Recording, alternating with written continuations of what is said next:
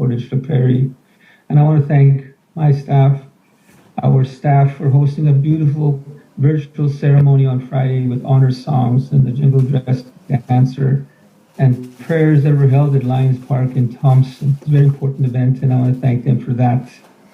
And there is a growing awareness of the injustices that Indigenous people have faced over the years.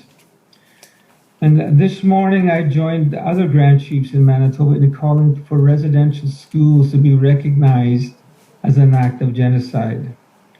And earlier this week I urged the Pope to issue an apology for the role of the Catholic Church in running of these residential schools.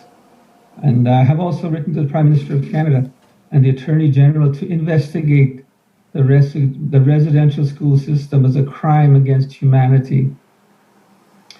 The policies and the legislation that led to the remains of the 215 First Nation children being discovered on the grounds of the former residential school in Kamloops, British Columbia, meets the test of the crimes against humanity. With the creation of these residential schools, Canada established a state-sanctioned policy of systemic and progressive genocide and intentional social and economic isolation and impoverishment of First Nations across Canada. So these measures collectively meet the tests of crimes against humanity, and that's important. Something that's happened to our people, something that was hidden, but now is being revealed in a very powerful way. And I've called on Minister Lametti to immediately start an investigation to determine the basis for prosecution under the Crimes Against Humanity and War Crimes Act. So we're dealing with a devastating discovery of children in unmarked graves at residential schools. The survivors and their families need support and access to healing programs. This has opened a lot of wounds that have been there for a long time. At the beginning in the 80s and 90s, they started talking about, for the first time, the abuse had happened. And they talked about the physical abuse and the lack of good nutrition and the near starvation of our students in those schools. They talked about those things. But they also talked about sexual abuse. People started opened up about sexual abuse, but now this discussion is now talking about murder of our children in those schools. People are starting to talk about finally what they saw, some of the babies that were seen in those residential schools and how they disappeared, and how some people disappeared, and bodies being seen by students, but they were afraid for so long to talk about that. But now, I think they are free to talk about it now that it's out in the open. That's one of the missing conversations that was had in the Truth and Reconciliation. There was a lot of things that were discussed, but this is probably the most horrific discussion that's being had right now. So we have supported a resolution that the government needs to honor the Truth and Reconciliation Call to Action number 21, which calls for the establishment of a new Indigenous holistic mental health center and increased funding for existing mental health centers to help them meet the demands of the Indigenous community. The Government of Canada must continue to support the healing programs of Indigenous residential school survivors. And as Indigenous people, we need to be healthy, and we need to continue to speak our languages and practice our cultural ceremonies as we move forward with our healing. And this is something very important to me as a former educator. There was no units on the residential school system. I put together a unit to talk about residential schools in our First Nation history class. It was a very it was very startling. It was very shocking to find a lot of things that have happened, and to be able to teach that in the classroom, it was very difficult. It stirred up a lot of emotions for me and all the students, but it's something that needed to be done. And the healing that needs to take place after 150 years of suffering from this regime and this colonialism and assimilation approach has been devastating, but we need to start healing now.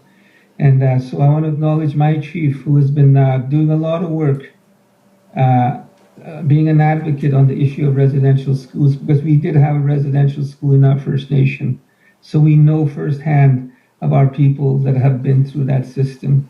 And also, I'm pleased that our friend Wayne Mason has joined us. He's been providing ongoing advocacy and healing for our people to support residential school survivors. So thank you, everybody, for joining us. It's time to heal. It's time for reconciliation. Egusane.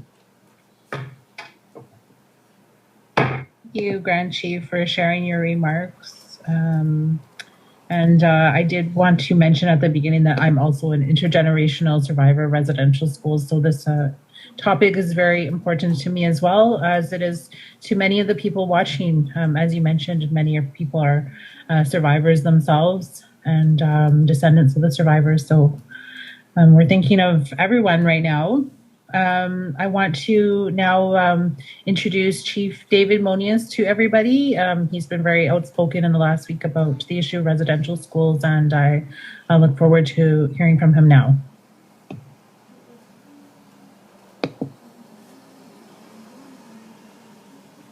And you're on mute, Chief Monias. Sige, bet tayo na.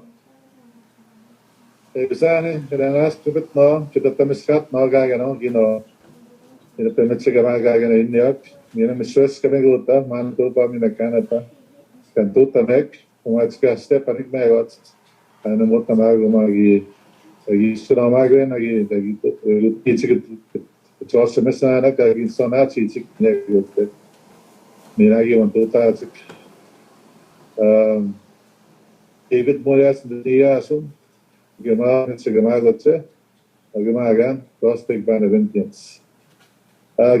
I greet you and every one of you, and thank you for allowing me to be here as well. And I'm pleased to be here to talk about residential schools, where a lot of our people were abused and also, unfortunately, were killed. And it's unfortunate that we are here now to talk about that, and that's sort of been something that's sort of been addressed over a century ago when this all happened. But first of all, I also want to state that I'm thinking about the family that was run in London, Ontario. I heard a lot of words by the government leaders speaking against hatred. They spoke about terrorism, discrimination, and racism. And to prosecute to the full extent of the law against the person who committed hate crimes against this family, this beautiful family, and the Muslim community and the culture. This is an art culture council, using the words by the Premier for Alberta. It's an evil action and against these peaceful, loving people. We stand with the Muslims, seeking peace, acceptance, equality, in Canada. We understand their pain. We have felt this for hundreds of years and sought and fought for social justice, fairness, equality, acceptance. We hope the Muslims are more successful than we are. Our prayers and our thoughts and our hearts go to the family, especially the surviving 9-year-old boy. No else would lose their parents at such an early age. We ourselves are still feeling the effects of the 215 remains. We don't want others to go through this. Our hearts mourn for his family. They are supposed to come to a place of safety and security that is free and friendly in Canada. The treaties were signed to signify cohabitation on our land with all immigrants, and the relationship was to be based on 7 sacred teachings of love, respect, courage, and humility, and truth. Act on this family is an act of tyrant, evil, and hatred, and does not reflect these teachings. God bless the child, the extended family, and the Muslim community on behalf of Women Sigamai. We pray for the child's healing and also for the community. I also heard that the opposition party, NDP, put a motion forward in the House of Commons. Now it's for the government stop taking our children away, and it's also to make sure that the honor the tribunal of human rights that was won by our people, that they are supposed to compensate our children, our foster parents, our parents, our grandchildren for every child that was taken away. And they're still fighting that. They're appealing those things. Unfortunately, fortunately, the Prime Minister abstained from that vote. I don't know why, and maybe something you should be answering to. And I still have yet to hear from the Prime Minister regarding my letter and calling for help and resources to search the site where the residential schools were. We had 2 residential schools in different times. Both were burned down, and we have still yet to hear from that. Now, I do understand that there's 27 million that was put set aside to help Aboriginal people. There's over 600 First Nations across Canada that are looking for loved ones that were lost, did not make it back into schools or sanatoriums and so forth. That equates to about $42,000 per First Nation. I don't know about you, but that's not going to go far in hiring somebody and trying to get some equipment to help us with the search and the research and to seek answers and to try and get some healing happening. That's not much to buy. So for me, yeah, I think that we get a better response, the Prime Minister and from the government. And because a lot of our people are still being traumatized by this. There's bad dreams, and people are waking up in the middle of the night. They're having anxiety. It's bad enough that the school's actually wreaking havoc on our people's mental health by being isolated. Now, what do they have to think about? While they're isolated, they think about residential schools. What our grandparents had to go through when they were children. What our parents had to go through when they were children. What we had to go through our day schools. So there's a lot of legacy that goes on still, and the legacy happens to be lies, not believing the truth and reconciliation. Our people said this before. That's why it's called the truth and reconciliation. But the truth has to happen first before there's reconciliation. We must sure that we find out what's happening, find out the truth. So, thank you, Grand Chief. Thank you so much for inviting me to do this and to speak on residential schools. And we continue to press on forward, press the issue that we need our support, need support from the government, and to do the right thing and find out the truth. We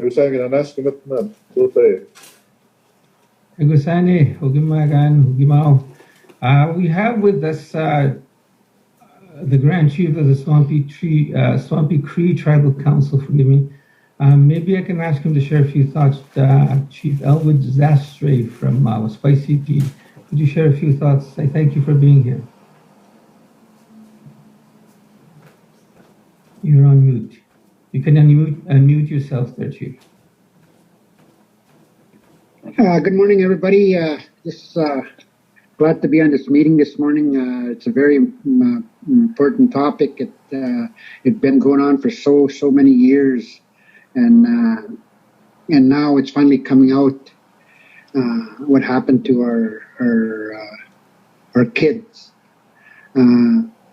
My dad was in residential school for 8 years, and he told me some stories when he was in there, and he passed away 1 week before we were supposed to go to his hearing at my place, and he left a 2-page letter that I have yet that I had never read, and I think I'm going to be passing that on to to help them, to help the other people understand what happened in that residential school.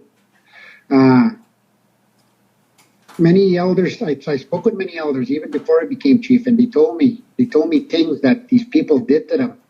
And one elder was waiting for this all to happen for so he could go tell his story, but he died before it came. He told me, he said, one time I ran away. He said, from there I was 12 years old. He said, I ran away, and they caught me. He said, they caught me at home. They took me right back there. He said, and they made me kneel on marbles. He said, and they told him, next time you run away, it's going to be worse than that. So imagine what a lot of kids couldn't say. They can't say what happened. But now this is all coming out. We as chiefs and leaders and lobbyists, we got to help our people. We can't just let the government give us $47,000 each. Money is not everything. Money could hurt us.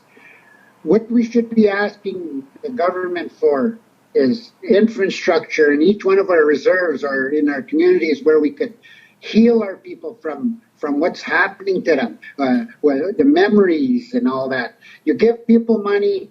I'm not saying all people, but money hurts people. You go into drugs, you're depressed. My dad drank all his life because that's the reason he drank. He drank because he was trying to hide all the stuff that was happening to him in that residential school. He gave me away when I was 2 weeks old. And I never blamed my dad for giving me to my grandparents, because my dad couldn't keep me, because he couldn't give me the love that he was supposed to give me, because they hurt him in school. They hurt him in there.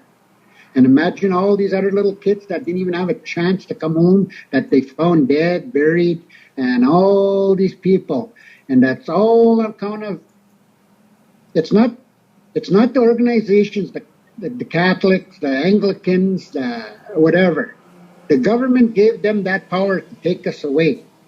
The RCMP were even involved in that. They hid things. They did everything. Also, the people that looked after our people, the priests, the nuns, the caregivers, they were bad. They were bad, some of them people. They sexually assaulted our kids. They abused our kids. They hurt our kids. They killed our kids, everything. And us as leaders today have to help our people in some way to ease the pain, what happened to them. To ease the pain, because I know what my dad went through that. My dad went through that. And me today I feel the pain. My dad couldn't give me the love that I wanted when I was a kid. And I have a hard time to give that to my kids, because I didn't know that what my mom and dad could have gave me. My grandparents loved me, but they couldn't give me the love my dad and mom should have gave me. And lots of that happened to a lot of our people. Lots of them. The old elder that had to kneel on marbles, he told me that. He said, you know what? I could never look my kids in the eye and hug them and kiss them and tell them I loved them. He said, because what I went through in that school, he told me. And now I believe him. I believe him after he told me that.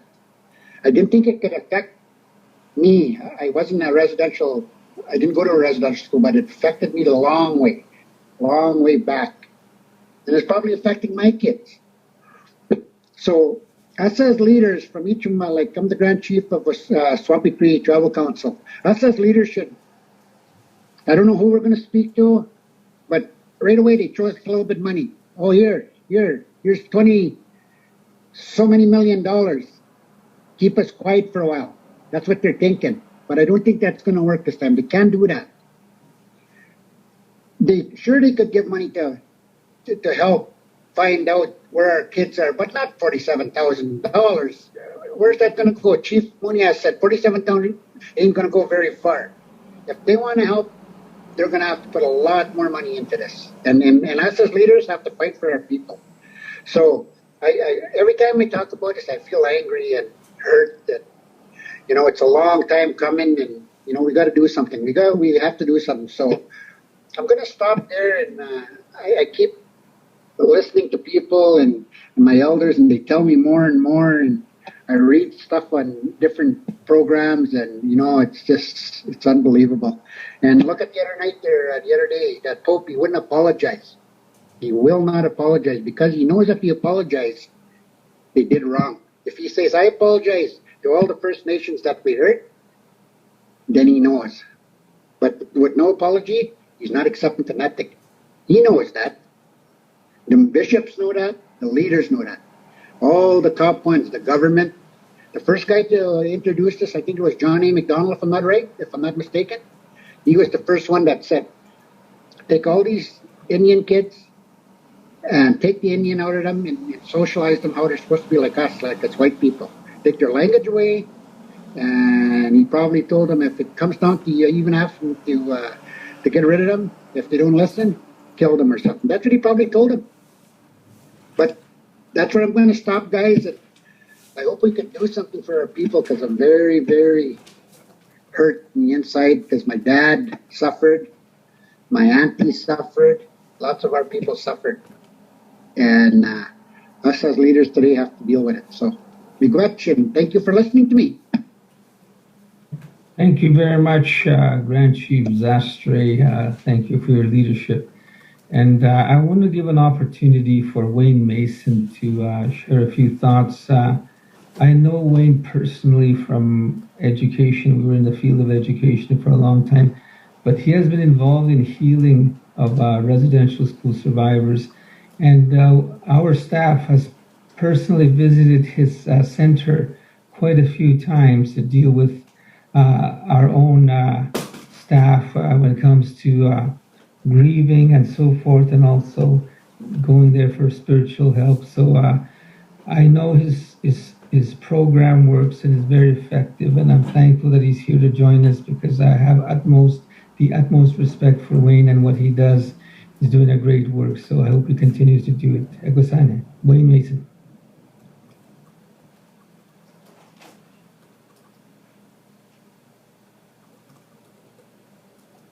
Okay, there. I shut it off while everybody was speaking so I wouldn't interrupt. Good morning, Grand Chief and the other chiefs in the various communities, and thank you for giving me an opportunity to speak and tell my story and talk about residential school survivors and what we do and what we're working on, what we're planning. And I thank the chiefs from all over Manitoba that support what we're doing and give us resolution to go forward on their behalf and on our people's behalf. So I thank you from the bottom of my heart. Like Chief Garrison Settee said that my name is Wayne Mason. I'm from Fish River Cree Nation. I've been working with education for a long time. I've spent many years with different organizations in education. And now, as I got older, I planned to retire, and I got out of education. Now I'm working with healing centers. And this is probably the most important part of my life, my career. My family also has suffered from residential schools. My grandparents, my parents, my family, my aunts and uncles. And we, as this generation and going forward with other generations, we have suffered also. You know, they took away a lot of things from our children. Like one of the chief mentioned that it was their policy, their plan to kill the Indian in the child, they said. And so the churches and the government have been doing that for, over 100 years. And our people have suffered, and it's continuing. We have people that are working on trying to heal our people, and that's what our centers are doing. I'm one director of a healing center, and there are 10 healing centers across Manitoba. and we formed an association of healing centers, and have been working together to try improve our centers, but also to help more people. I've talked with a lot of people over the years, and government, people in government, and explained what we're trying to do and how we're trying to do it, and it just falls on deaf ears. They listen, but no action. And so we're now promoting and pushing hard to get more healing centers established. We have staff that are doing excellent work. They work hard for very minimal salaries, and we receive a budget every year, and it stayed the same for as long as I've been here. And I've been in this center probably 5 years, and another center for a few years. So we stay within that budget. It never increases, and so we have to pay staff through that and cover our costs. And so our staff accept a lower salary than other people in their same capacity. So it's pretty hard juggling, trying to keep our budget at the same level and our costs increase. So we've been pushing for a better system. We know that Health Canada was given that responsibility through the residential school settlement agreement, and they've hardly been involved in they don't provide support.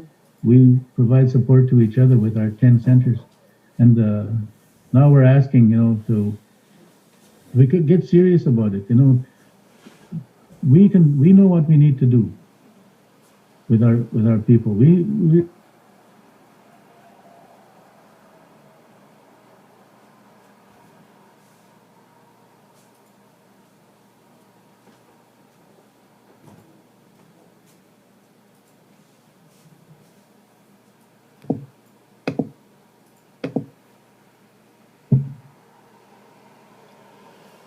I think we lost.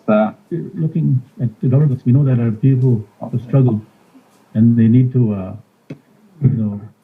deal with some of their issues. So we're helping. We provide ceremonies right here in our building. We have a ceremony room, and we have elders that come in and provide ceremony. They have pipe ceremonies. A lot of our people are starting to come. For a long time, it wasn't talked about. I know when I was growing up, I heard about residential schools. My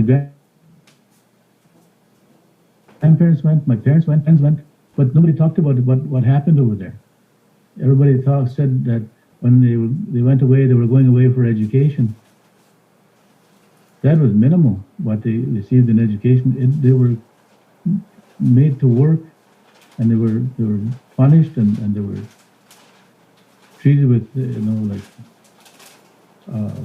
taken away their language. If they spoke, they got beaten. A lot of our kids died because of how they were treated. So there's a lot of pain and suffering that went on. But people never really talked about it. My grandparents never talked about it much. My parents never talked about it. And then all of a sudden, they started coming out, and people became more open about talking about some of those issues that went on over there. So now they're coming forward, and we're here to try help them to deal with some of those issues. There's many social issues that are affecting our people, and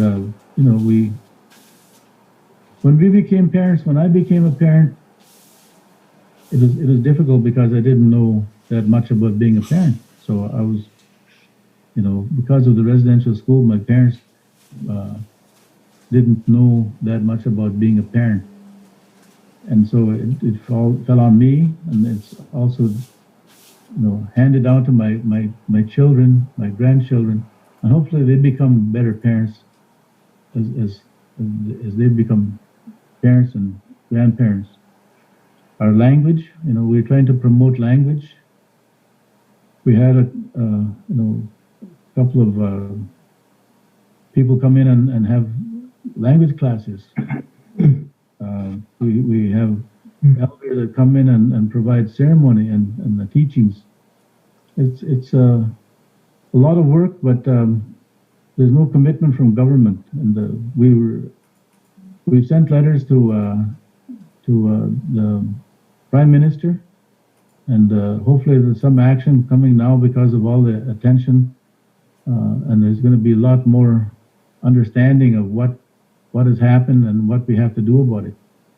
So there's going to be a fire that will be burning on next week for 3 days, and we're going to go 3 days a week for the next month. And people will be able to come and offer their prayers to the young kids that they're finding in the residential schools. And the 215 that were in Kamloops is just the tip of the iceberg. I think every residential school in Canada has bodies buried around their school or nearby. So this is the fire that we're going to provide, that people can come and say prayers and offer tobacco to the fire, and to be able to talk about some of their issues. We need to do more of that. People want to talk and people want to tell their story. So that's what, people come to us, and we provide ceremony for them, but we also provide counseling, and where people can come and talk, and they want somebody to listen to them and give them some advice sometimes. We do that, plus we have a lot of other activities. There's a lot of things that different centers do differently. Our center does things one way, another center will do it a little bit different, but that's good. And we can refer them to each of the other centers if we don't have it available here. So I want to thank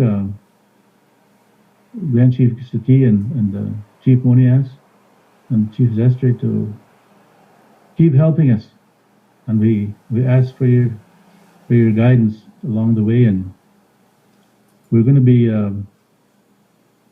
really putting a push on to government to help us expand our services. We need a healing center here in the south, and we need a healing center in the north, and we need healing centers in each community.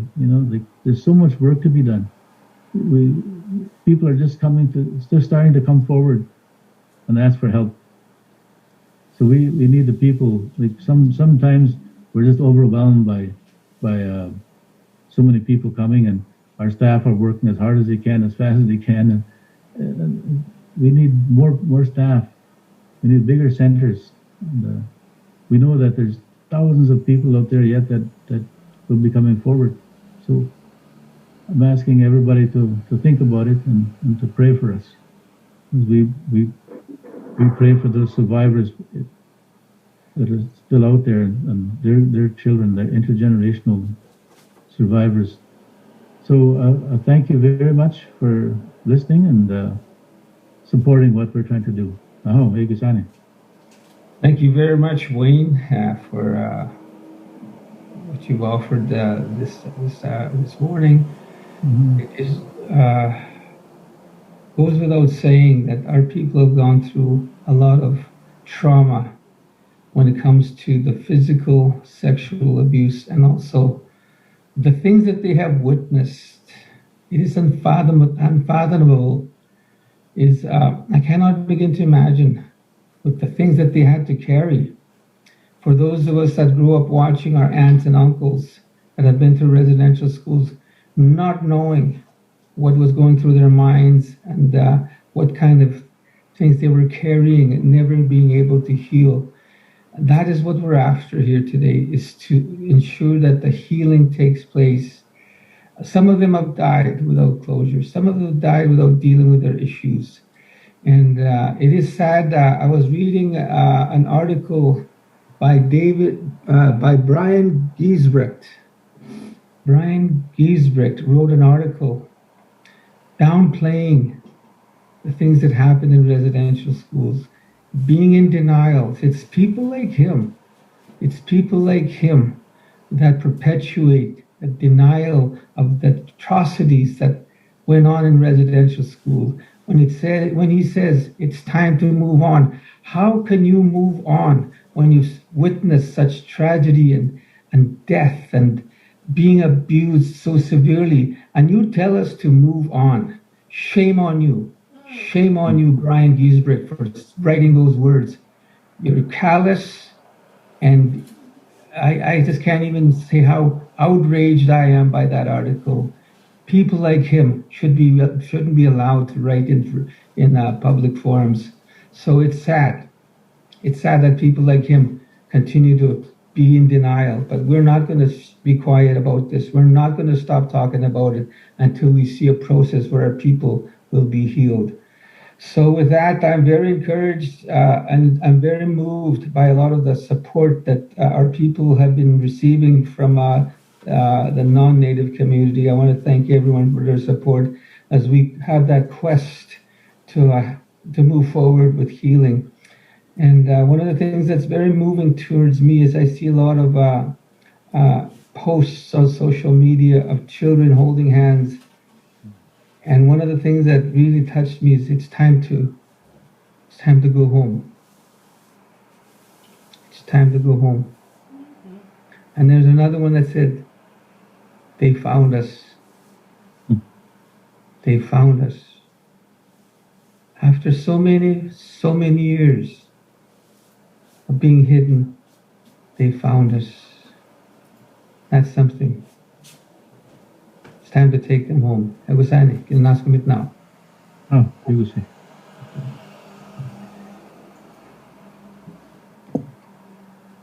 Thank you. I want to thank all the speakers for sharing your thoughts and perspectives. A lot of this information is, it's challenging to take in and to listen to it, but it's really important that we do listen to these stories because they're the realities that we're living with today. So I wanted to acknowledge that we do have some media on this discussion with us. And so I wanted to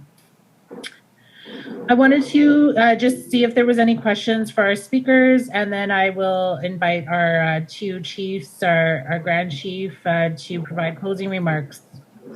So media, I see I have one here. We have David Aiken from Global News, I believe. So if you want to go ahead and ask your question, please do. I'm hoping you're able to turn your, to unmute yourself.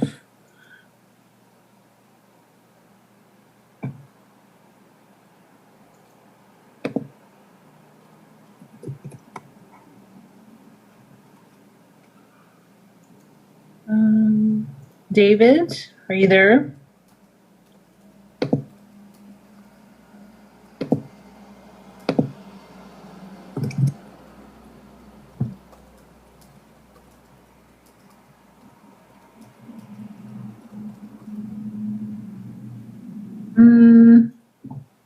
Okay, I'm just going to check my messages and see if he sent his question. I know, David, I'm trying to call on you to ask your question. Okay, I'm not sure what's happening with David. Maybe he's not able to ask his question at the moment. So, is there any other questions from any of the media? And if not, then we'll just go to our closing remarks. I see he removed his, oh, here we have Dylan. Dylan, are you able to unmute yourself? Oh, okay, so we need help unmuting our reporters is what the situation is. So Joe, if you're there, if you can just help me with unmuting, that would be awesome. Hi, Dylan here. I just had it unmute, so I see that you can hear me. I can. I just had a question for the Grand Chief of the Swampy Cree Tribal Council. I've spoken with the Chief and the Grand Chief about burial sites and what they would like to see. I was just curious about the Swampy Cree region in terms of the schools that were recognized, some of the non-recognized residential schools. If you would like more support for searching burial sites, if the federal approach so far is responding to your needs. You have to unmute yourself, Chief Zastre. Unmute yourself. Grand Chief Zastre from Swampy Cree Tribal Council, Chief of Wesquacy Peak First Nation. We have seven First Nations that we look after, and we need the help to bring these people back, our children, so we could have closure for our people, and that's what we need. Anything to help bring the closure to our people and stop the pain that our people are suffering. That's what we need, and we will take anything we could get. But like I said right off the bat, the government gives you money. Money ain't everything. Money hurts people. What we need is healing centers in our communities. Things that people could utilize, and they're there for forever to help them overcome what happened to my parents, to their parents, to their kids, to their loved ones. Because there's a lot of stories out there, I'm telling you. And this is just came out now when they found these 215 kids in Kamloops, BC. We have them around here, and we need all the help we could get.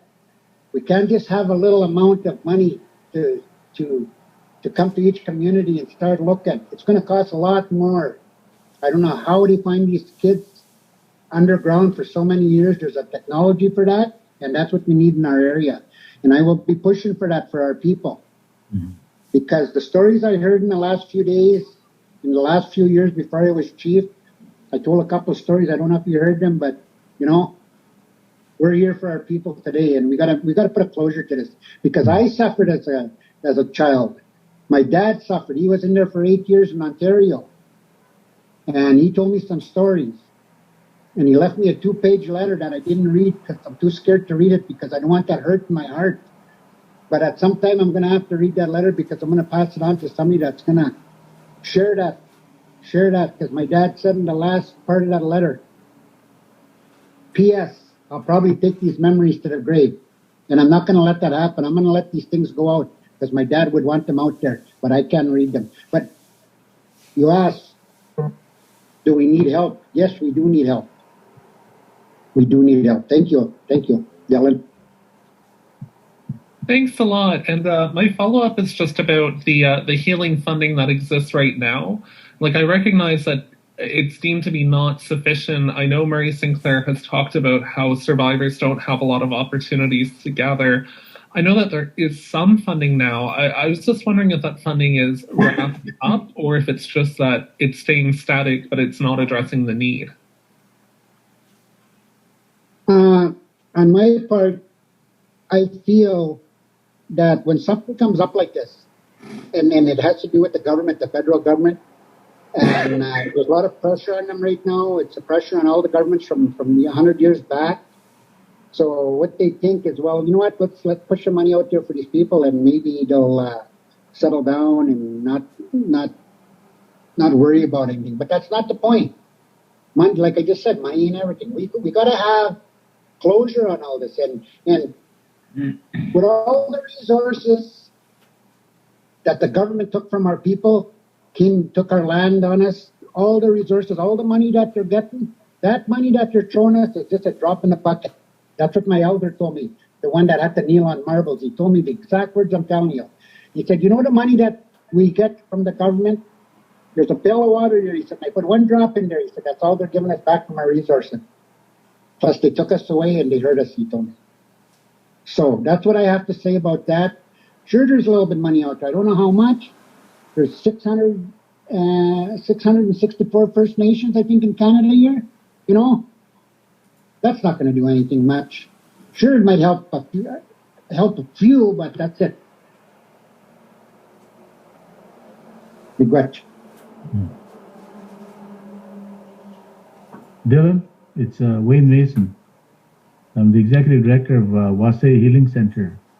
And I mentioned in my statement earlier that we've received the same amount of money every year. It hasn't increased.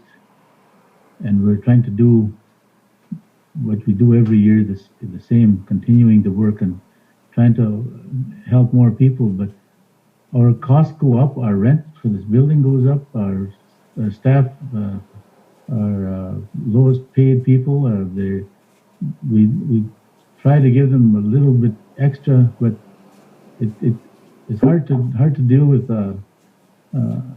this healing center when the money stays the same year after year. You know, like our costs are going up, but our funding stays the same. So we've been asking, like when I talked to somebody at Health Canada, and they asked me, well, what do you want? I said, well, double our budgets, you know, and we'll be able to reach more people, help more people. What we really need, you know, is multiply our budgets times 10, and then we can do something to help a lot of people, like more communities, more survivors and intergenerational survivors. We're underfunded and trying to do more. Thank you.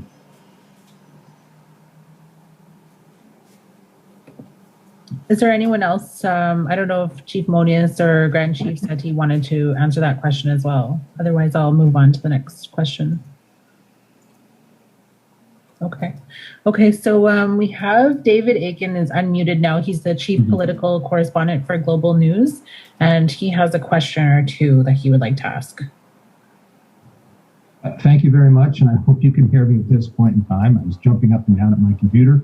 I couldn't know how to get you in Manitoba. I'm here in Ottawa.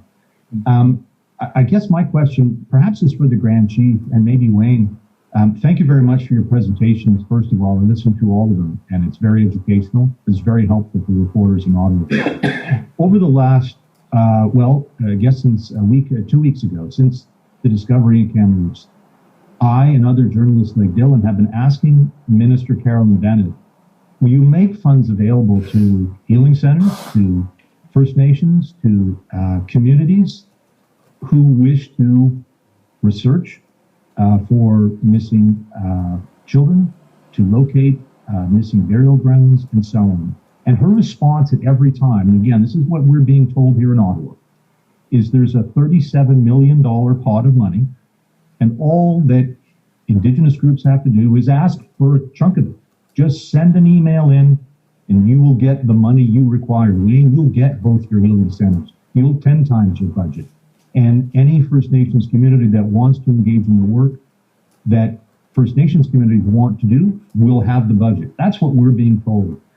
And I wonder, Grand Chief, what does it look like at your end? Do you feel that you have the support and the resources now from the federal government for MKO communities, for your community to do the work that you wish to do? Currently, thank you, David Aiken, for that question. Currently, there is no movement of any funds. Currently, there is no response to the things that we're demanding. And 139 approximately schools that were set up by the government to assimilate our people. There's a lot of investigation that needs to be done. There's nothing that's been happening right now to help us move forward. But we will not stop. We will not stop because every residential school has to have a forensic investigation with the proper sonar equipment, because the 215 is the start of a lot of the things that happen. So we need to ensure that we have the capability and the capacity to work towards finding other graves, unmarked graves for our people, because we know they're out there still, and that this will be the beginning of moving forward by repatriating the bodies of our people. But nothing has happened yet. But we will not stop because this is not over. This is not over. Thank you. A follow-up on a different topic. You may know that this morning or very shortly, the NDP MP for Winnipeg Centre, Leah Gazan. She would like the House of Commons to vote and presumably pass a motion that would declare that what happened at residential schools was in fact a genocide. And Grand Chief, you spoke a little bit about this, but I'm wondering if we could come back to this to explain to those of us non-Indigenous people why this is important, this sort of declaration, how it helps with perhaps healing or education. Can you give us a sense why it's important that the House of Commons and non-Indigenous Canadians recognize what happened as a genocide? Thank you, David. A study was done, an inquiry was done for murdered and missing Indigenous women and girls several years ago. It was widely publicized, and the findings were that this was an act of genocide. The inquiry found out that this was genocide, but the government has failed to address it as genocide, even though there was an inquiry that qualified these injustices against murdered and missing Indigenous women, and this applies to our residential school victims of homicide. This is genocide. It is clear against international law that this is genocide. So this is something that they have to do. And as as my chief mentioned, there can be no reconciliation without truth. We have to admit and address it for what it is, because there can be no reconciliation, there can be no healing unless the government, who was the architect of these residential schools, until they admit that this is genocide. Because there were talks about annihilating our people. There was a discussion had in Parliament whether to kill us all, or assimilate us. Those conversations were had in Parliament, and it's time for them to address it for what it is. It is genocide. This is genocide, and they must admit it, because there can be no reconciliation without their admission of that. That's what I feel about this. Thank you.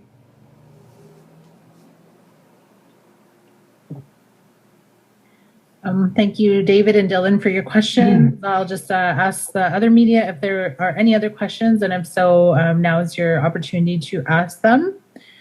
And I'm just looking to see if I see any notes or hands come up, but I'm not seeing that right now. I see we do have some engagement on the Facebook Live. There's a lot of people who are, thankful to everybody who have shared today. So I wanted to let you know that, and I want to just give the leadership an opportunity to provide closing remarks. So I think I'll go to Chief Monias first. He is still with us. I'm not sure yet. He's still with us. Hi. Can you hear me? Yeah, we can. All right. Thank you again for this press conference. Grand Chief talked about genocide. The real meaning of genocide, the killing of large group of people or a nation. 10, 15 children killed, died, didn't go home. If that isn't genocide, I don't know what is. But people still cannot see the truth in that. They still believe the lies that they're trying to do good for us. We know best what is for us, not you as a government. Stop trying to assimilate us. Love, accept, and there will be forgiveness. Support us in what we try to do. Stop the assimilation policies. It's time to stop them. You can blame the man or you can blame the system. You chose. For us, it's both. I don't blame God in this. God didn't have a hand in this. Man did, government did, institutions did. You have to stop the genocide. It started with schools. It started with child welfare. And it still continues through the penitentiaries, through the justice system. It's still there. It's still happening. We may not think so, but if you look at the stats of how many Aboriginal people are in the penitentiaries, it's staggering. We make the majority of those penitentiaries. We create jobs from those penitentiaries. And for us, it's if you really look at what's happening there, or why they are in there, it's not because they did wrong. A lot of it had to do with it, but they're in there because they didn't have the proper defense. They didn't have money. They were told to plead guilty. So I'm not trying to make excuses for them, but the system is set up in a way that we will fail, that we cannot look after ourselves, that we cannot take care of ourselves. This is what happened. If you look back, picture behind me, TP teachings, this was set up at nighttime. It was not intentional to make it look orange. There's no color scheming. There's no photoshopping. It was orange. That's a reminder. When we did our sacred fire, somebody wrote on Facebook there, while they slumber, they awaken the nation. And that's the truth coming out. So for me, I hope this doesn't die off right away, just because it's a thing that's happening. You know, it's a lifelong continued killing, discrimination, racism that exists through government policies, through institutions, and it's got to stop. I had a chance to meet with Pope Benedict. You know, we took our issues forward about the residential schools with the former Grand Speaker David Harper at that time. We stood before him. We wanted an apology. We wanted justice for our people. You know, shortly after that, he stepped down. And where is he now, if you ask? He's still at the Flanagan, retiring. So we can have immunity from being prosecuted or taken to court for the atrocities. That's what people are saying. He doesn't come out. And the apologies that was done in Bolivia by the Pope at that time, Francis, it was not clear that it was aimed towards the Aboriginal people. It was very vague. He has not come to Canada, but their presence is felt here by what happened here. And I'm not blaming those people that are worshiping and praying as Roman Catholics. It's the institution and the indoctrination of our people into believing that they're evil and they're pagans. That's what I don't like. If the Pope won't do it, then let's get all the churches together. Let them apologize, since their leader won't. And tell him to step down if he doesn't want to apologize. They make billions of dollars They're richer than former President Trump. That's how much money they take. For me, for healing to happen, we must ensure that we continue to build on our belief system, our values to be honored through these TV teachings, promoting our way of life and our culture, and to make sure that we continue to instill the true teachings, the 7 sacred teachings. Because before government came here, and anybody else, we all lived peacefully. We didn't have jails, you know. Our schools were at home under the TP teachings again. So anyways, I'm sorry if I sound angry, but I'm very frustrated at the lack of response we get from the government. $47,000, not gonna make much of a dent, and I'm gonna probably buy a spade, maybe a wheelbarrow, getting a Ford, but that's, you know, not far from the truth.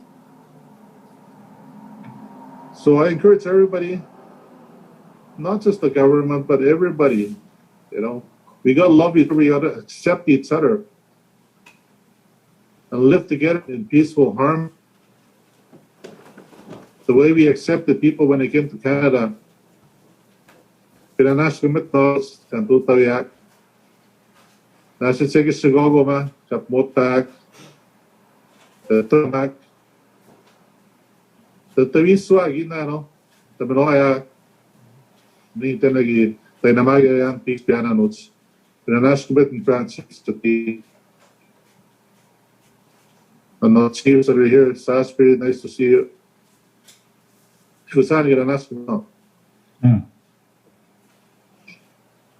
Thank you. And now I'm going to ask Chief Zastre if he would like to provide closing comments as well.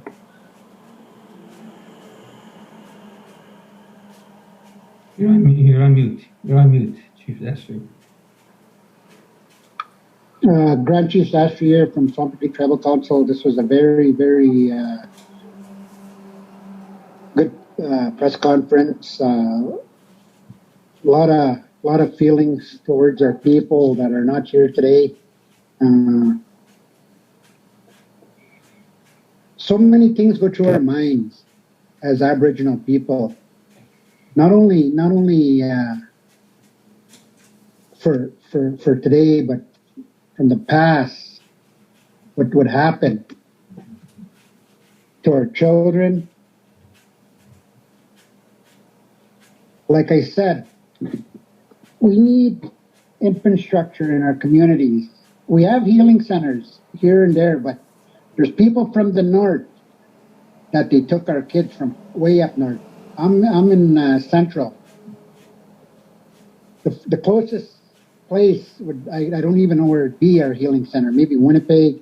You can get there. And now with this pandemic is even worse than that. You think about all the things that our people are going through right now, and I don't want to. You know, the government, like Grand Chief said, they're going to take the Indian out of us, or they're going to kill us all. That's what they're going to do. And at one time, I don't know if it was Chief Sittenbull, he said, you know what, we got to give up. We got to give up. We got to let them do what they want for now, and we'll come back in greater numbers. And in the meanwhile, that's when they started all this residential schools and all this stuff, and they hurt our people so bad. And then the elder told me after he got out of residential school, he wanted to go into town and play some pool and enjoy life like everybody else, but he had to give his treaty rights up in order to go play a game of pool, and that's what he did. So it's not only the kids, it's the grown-ups that were treated rough, and I'm not blaming all the people. There's good people all over this world. You got good There's good white people, good black people, good Aboriginals. You know, I got good friends all over. I got good friends. But it was the evil ones that hurt us. They didn't care about us. They wanted us out here. They wanted all our resources. They wanted to take everything away from us. And that's how they were doing it slowly. They were doing it slowly to us. And like I said, us as leaders, we have to fight back and get what was ours, get our people healed with more healing centers in each community if we could get it. Like I said, money shouldn't be a problem. How much resources the government takes away from our land right now. How much these big companies get for taking our mining, our minerals out of the ground. How much these big companies, just in our area, LP, logging company coming from Louisiana Pacific, how much they're taking, and you know what? Us as First Nations, they give us stumpage fees.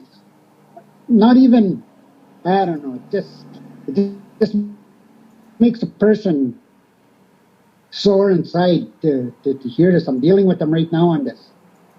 You know, I just feel sorry for all the people that went through this. Me, myself, my dad went through it. I feel it. My kids feel it. My dad passed away on account of it. That's what he drank. He drank lots, and he was hiding all the stuff that happened to him. And at the end, he wrote this letter I told you about. And I still have that letter today. And I'm going to put it out there for people later. But you know what? I just want all yous in here, the media. I want all the people that are sitting in this meeting today. We have to work together. I wanted to tell Chief Settee, I think me and you and Ireland should sit down and talk more about this as Grand Chiefs very soon, and get this out there. And like you said, that Wayne Mason said $47,000. You know, it's not much. It's not much to help us.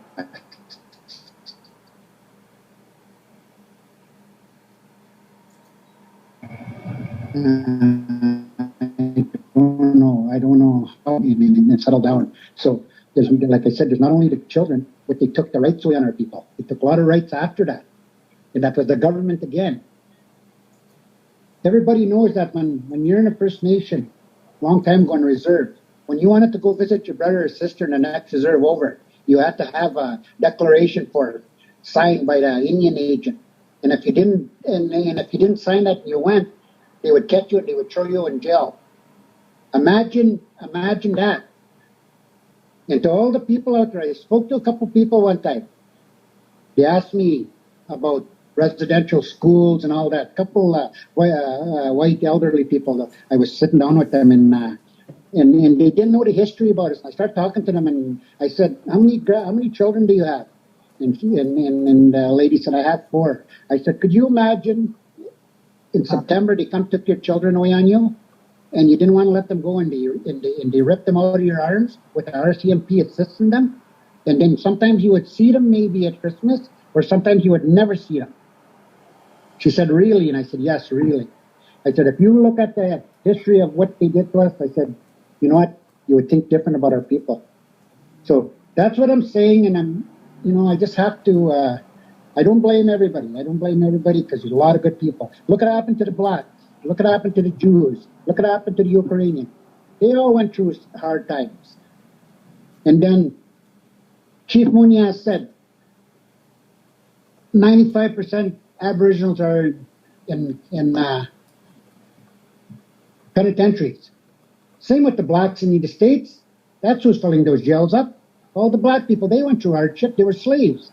Just like us. They made us slaves in them residential schools. They didn't put us in there for education. Sure, some of them went in there for education, but a lot of them were used and abused. So that's what I have to say. Thank you for listening to me, and I hope all our people someday will heal from this. I know it's going to be hard, but we got to comfort them in some way as leaders, and I'm going to work on it. Miigwech. No, maybe see.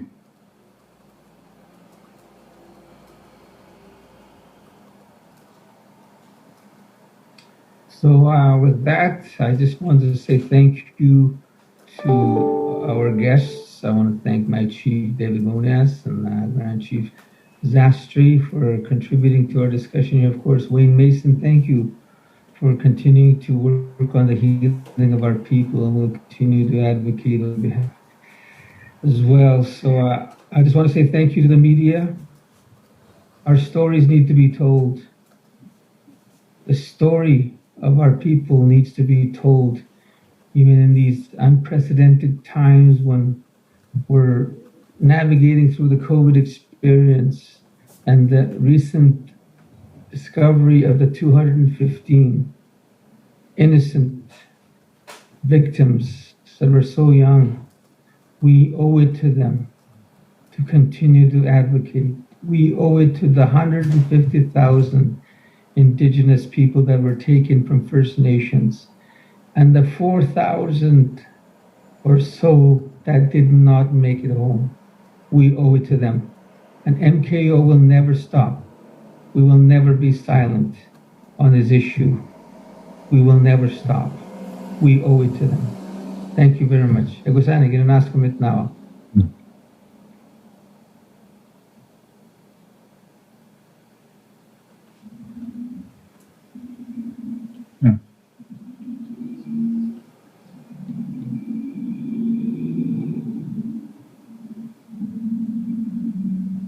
Thank you, Grand Chief. All right, Egosani, thank you, everybody. Melanie, I was waiting for you to sign off. Thank you, everybody. We're still live on Facebook.